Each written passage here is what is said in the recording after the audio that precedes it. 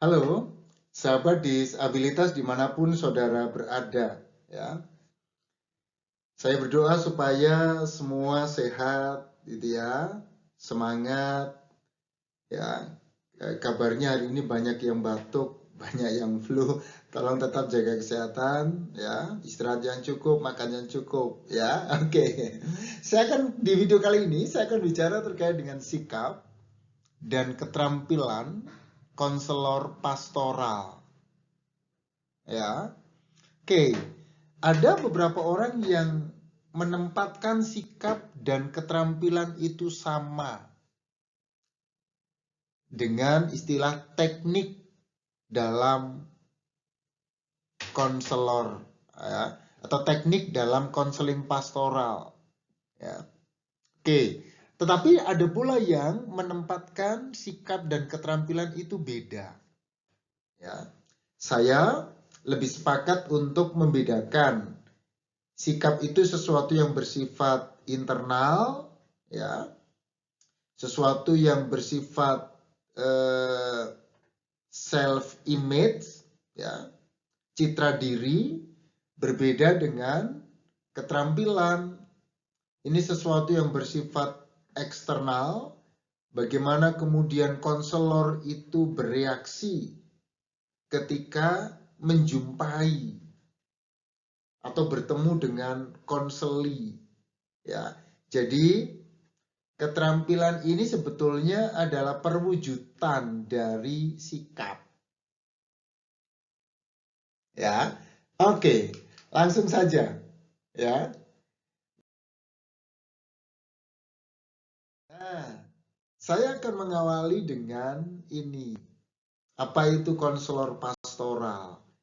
Adalah seorang laki-laki dan perempuan yang bersedia melaksanakan konseling pastoral. Kepada siapa? Kepada individu. Skopnya bisa kepada pasangan, bisa kepada keluarga, ya, anak, orang tua, ya, dan juga bisa kepada kelompok, komunitas. Oke? Nah, yang mengalami apa? Mereka yang mengalami krisis. Dan kemudian konselor ini memfasilitasi supaya melalui pengalamannya secara penuh, utuh, konseling mampu menggunakan sumber daya yang dimiliki secara kreatif dan efektif untuk bertumbuh dalam aspek fisik, mental, sosial, dan spiritual. Ya. Nah, konselor pastoral itu membutuhkan, jadi menjadi baik kalau seorang konselor itu punya kapasitas profesional. Dia mesti kemudian dia belajar tentang apa itu konseling, ya, apa itu konseling pastoral, belajar apa itu psikologi, ya. Saya rasa juga belajar tentang disiplin-disiplin ilmu di luar itu, sosiologi itu juga menjadi penting untuk menopang profesionalisme seorang konselor, ya. Dia juga akan sangat dibantu ketika kemudian seorang konselor memiliki personal identity yang bagus, ya, dan memiliki keterampilan berelasi. Coba bayangkan kalau seorang konselor itu diem saja, gitu kan, tidak mampu membangun relasi komunikasi yang bagus dengan orang yang dikonselingi, menjadi problem, ya. Oke, sehingga tiga hal itu menjadi sesuatu yang sangat penting. Kita akan bicara terkait dengan sikap, ya. Bagaimana sikap konselor pastoral? Yang pertama empati, ya. Empati ini sikap apa? Relasi kebatinan gitulah, ya. Relasi kebatinan antara konselor dan konseli. Nyambung nggak? Gitu ya. Jadi ini dua orang ini yang sama-sama hadir. Konselor itu dengan relasi kebatinannya menanggapi kehadiran konseli. ya, supaya dengan sikap empatik ini konselor bisa menjadi penolong yang kreatif gitu ya, efektif, efisien dan konstruktif ya. Nah, saya mencoba melihat kalau pakai bahasa teologi itu bagaimana seseorang bisa hadir ya. Jadi bagaimana konselor bisa hadir dalam diri konseli itu kayak cerita Alkitab itu bagaimana ketika Allah berinkarnasi dalam rupa manusia, maka Allah dalam rupa Yesus yang kemudian hadir untuk menjumpai manusia. Ya, itu inkarnasional. Nah, dengan begitu maka kemudian ada pendampingan konseling inkarnasional. Itu berarti bagaimana konselor bisa hadir di kehidupan konseli. Ya. Oke. Jadi empati itu sebetulnya merupakan perwujudan kasih, perwujudan belas kasih Tuhan. Jadi Yesus yang hadir kepada manusia yang berduka, kepada mereka yang mengalami persoalan, kepada mereka yang mengalami pergumulan, kepada mereka yang sakit, gitu ya. Dan penghayatan itu yang mesti, atau sikap empati ini yang mesti kemudian dimiliki oleh seorang konselor. Ya, itu empati. Tapi kalau teman-teman baca bukunya Augsburger, ya, di counseling across culture-nya itu, ya, dia membedakan ada level yang lebih tinggi sebetulnya. Simpati, empati, interpati, ya, itu menurut Augsburger, ya. Tapi saya tidak akan bicara itu, ya. Sikap yang kedua, ya, sikap yang kedua apa? Yaitu tertarik. Jadi kalau seorang konselor tidak tertarik dengan pergumulan konseli, selesai. Gimana? Ya. Jadi mesti kemudian konselor tertarik pada konseli. Konselor tertarik pada kehidupan dan krisis yang dialami oleh konseli. Bukan berarti tertarik pada perspektif yang lain, tidak. Ya. Konselor mesti hadir di situ dengan sukarelanya, tidak terpaksa, tidak dipaksa. Ya. Dan itu berarti ia hadir atas keikhlasan diri, atas kehendak diri, ya, atas pilihannya, atas keputusannya. Ia hadir di situ, membersamai konseli sampai tuntas. Ya. Maka tertarik itu akan menimbulkan rasa betah, gitu ya, kerasan. Jadi dia kayak kita betah ngobrol dengan orang lain, kita betah kerasan di satu tempat begitu ya. Kecuali kemudian sampai tepat waktunya nanti kalau sudah terminasi selesai, ya udah. Ya. Artinya ketertarikan ini, kerasan dan betah ini ada batasnya. Begitu persoalannya selesai, maka tidak ada lagi proses konseling.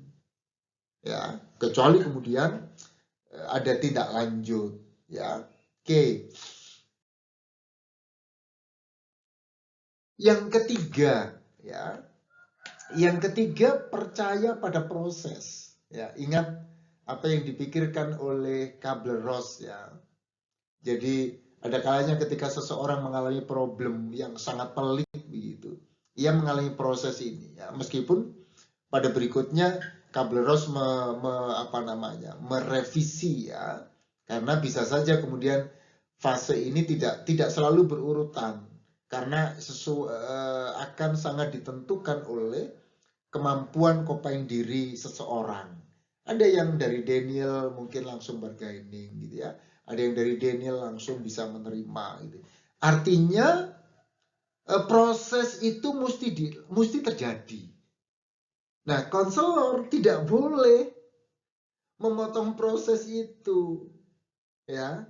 Jadi konselor mesti hadir menemani konseli untuk berproses.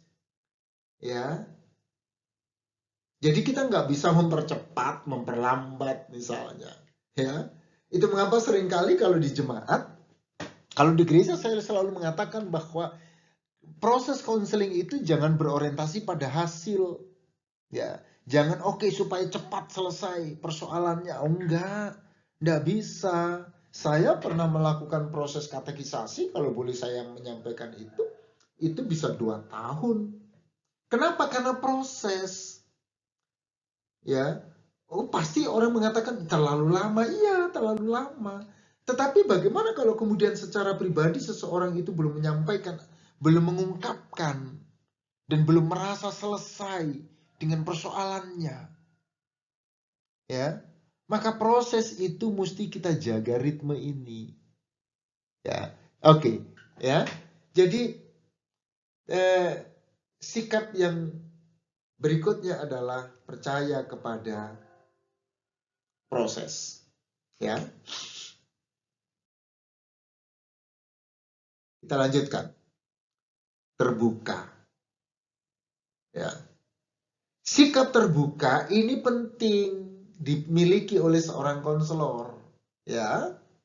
Jadi sikap terbuka akan membantu konselor, ya, memasuki dunia konseling tanpa prasangka. Kan ngapain harus ditutupi? Ya terbuka. Siapa Anda, bagaimana prosesnya, gitu kan? Supaya tidak ada kecurigaan, ya, jangan ada dusta di antara kita, kan begitu. Tidak ada stereotip, tidak bias kepentingan, kan gitu, ya. Jadi sikap terbuka mengantar konselor pastoral untuk menyediakan diri, berani mengambil resiko, terbuka, serta memasuki pengalaman hidup konseli sebagaimana mestinya. Ya, oke. Kita lanjutkan sikap berikutnya, ya, spontan.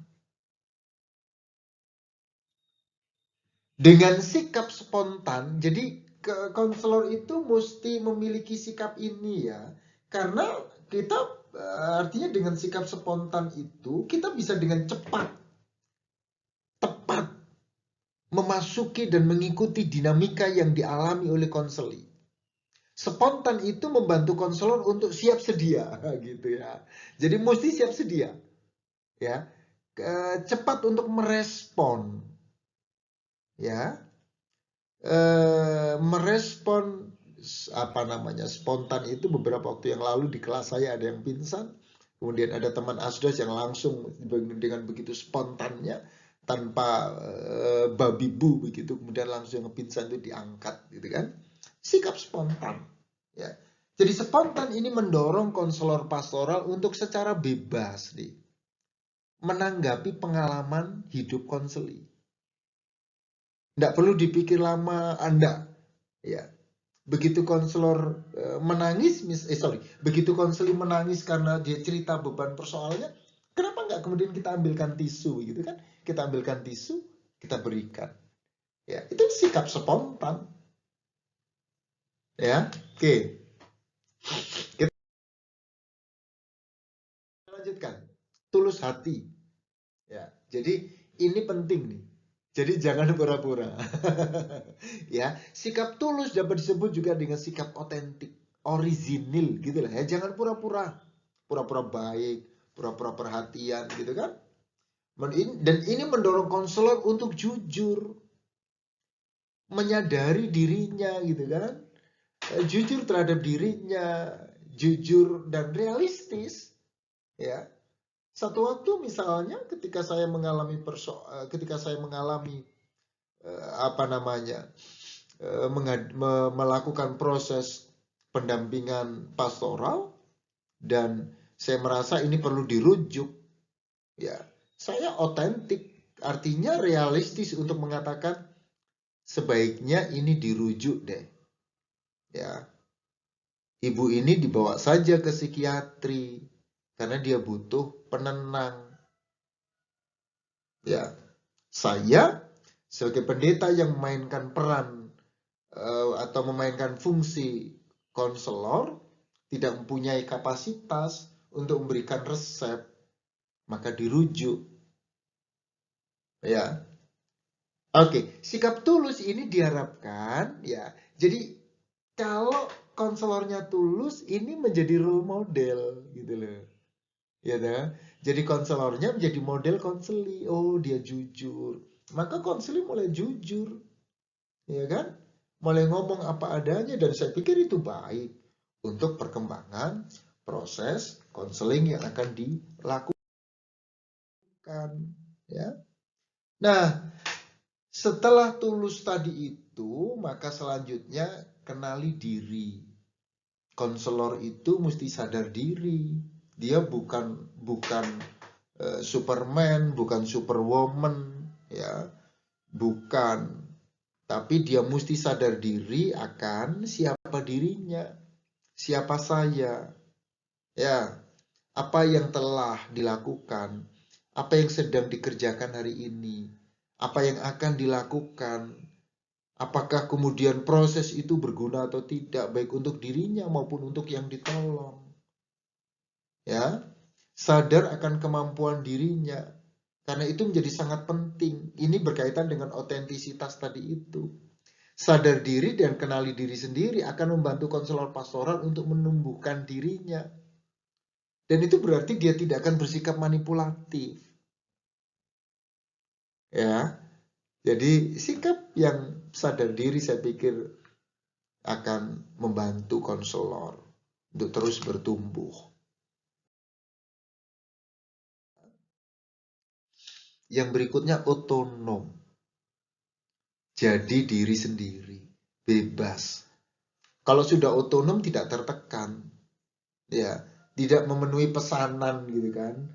Yang kita menghadapi konseli A gitu, tapi dipeseni oleh si B gitu kan, untuk melakukan apa, enggak begitu. Ya, otonom, bebas itu berarti kita memiliki hak, kemampuan untuk mengatur diri, ya, tidak kehilangan diri, netral. Ya, maka sebagai konselor pastoral ini dapat memegang kendali penuh utuh pada dirinya sendiri, menyadari dirinya siapa, sedang berada di mana dan bagaimana perannya. Dengan begitu maka sikap ini membantu konselor untuk tetap berpegang pada prinsip-prinsip pelayanan yang ada. Ya. Jadi ini penting. Ya, maka prinsip otonom sikap ini harus dimiliki. Ya. Oke, nah itu tadi ada 8 sikap. Ya, sekarang coba kita lihat bagaimana keterampilan. Ya, nah ini refleksi, ini perwujudan dari sikap. Yang pertama mendengarkan. Jadi mendengarkan itu penting. Ya, kalau saya baca bukunya Pak Toto itu beliau membedakan kerungu dengan ngerungoake gitu. Kalau kerungu itu bahasa Jawa ya, itu mendengar. Tapi kalau mendengarkan, nah itu.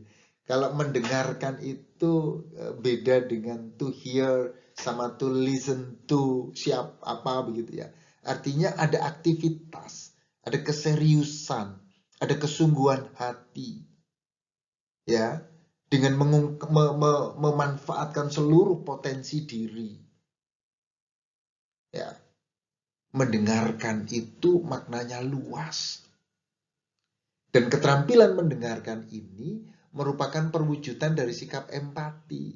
Mendengarkan dengan penuh empatik. Kalau mendengarkan dengan penuh empati, bisa menciptakan kepercayaan konseli. Coba kalau konseli ngomong kita kemudian gaya santai begini-begini doang. Ya kan? Nggak akan diperhatikan, nggak akan dipercayai konselornya kayak begitu, bagaimana? Ya, oke ya. Jadi mendengarkan itu mampukan konselor untuk menangkap pengalaman krisis, kehidupan konseli secara sungguh-sungguh, penuh dan utuh. Dia perhatiin bagaimana suaranya, getaran suaranya, ya, bagaimana ungkapan perasaannya. Mendengarkan sambil memperhatikan ada nggak air mata, ya, dia menyampaikan sesuatu dengan seperti apa, gestur tubuhnya seperti apa, ya. Jadi mendengarkan itu berarti hadir secara aktif. Ya, hadir lahir dan batin. Ya. Tuh. Nah, yang kedua, memperjelas. Seorang konselor mesti pinter. Kalau ada hal yang nggak jelas perlu diperjelas. Kenapa? Konseling itu kan sudah pusing gitu kan. Kalau orang datang ke konselor dia udah pikirannya kemana-mana, ngomongnya sudah bolak-balik. Artinya maksud saya mau mengatakan bahwa biasanya antara perasaan, pikiran, ya itu confuse, sudah kacau balau, ya. Maka keterampilan memperjelas itu penting dan ini membantu konselor untuk ya memberikan informasi kepada konseli untuk dapat memusatkan perhatian, memilah, oh maksudmu ini toh. Gitu. Nah, ini contoh percakapan ya yang terjadi ketika kemudian seorang konselor mesti punya keterampilan memperjelas. Ya, oke. Kita lanjutkan di keterampilan ketiga. Ya, memantulkan. Ya, jadi konselor pastoral itu bertindak sebagai pemantul, reflektor. Atas apa? Atas perasaan dan pengalaman konseli. Memantulkan pengalaman konseli. Bagaimana perasaannya. Ya. Oh, sepertinya ibu sedang marah ya. Ya kan? Nah, itu kan kemudian kita menyampaikan kepada si konseli. Kenapa? Karena dari nada bicaranya, dari pemilihan katanya gitu kan, dari ekspresinya, maka kita pantulin. Oh, maaf, sepertinya ibu sedang sakit hati. Ya, konselor juga bisa memantulkan pengalaman konseli, ya kan? Ketika cerita persoalannya begitu, kemudian konselor, kalau saya rasakan sepertinya ibu belum bisa menerima kepergian bapak, ya, ya kan? Oh, rupanya dia mengalami persoalan. Ditinggal suaminya, sudah 5 bulan, sudah 1 tahun, tapi dia belum bisa menerima kepergiannya. Ya, oke. Jadi keterampilan yang ketiga itu memantul. Keterampilan yang keempat itu menafsir, butuh ini ya.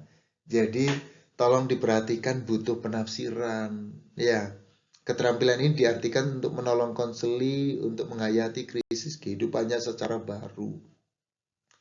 Menghayati problem itu dari sisi yang berbeda, membantu menemukan makna dari pengalaman krisis ini. Ya kan? Konselor pastoral dan mengajukan pertanyaan interpretatif. Apakah Bapak merasa bersalah? Mengapa semasa hidup istri Bapak tidak membahagiakan? Dijawab misalnya iya. Oh, kalau begitu, apa yang Bapak ingin lakukan sekarang? Ya, saya hanya ingin membuatnya bahagia di sana. Dia tertawa melihatku melakukan yang baik. Ya kan? Menafsir atas persoalan yang ia alami. Oke? Keterampilan yang kelima adalah mengarahkan. Ya, jadi keterampilan mengarahkan ini dapat digunakan oleh konselor, ya, konselor pastoral untuk mendorong konseli memusatkan perhatian dan pembicaraan pada topik tertentu. Ya, ini kan ngomong ya, tunggu Pak, fokus lagi dong, misalkan. Artinya, gimana Pak? Ya, sebaiknya kita berhenti dulu deh Pak. Kayaknya Bapak sudah ini nggak bisa menahan ya, tangis dan sebagainya misalnya.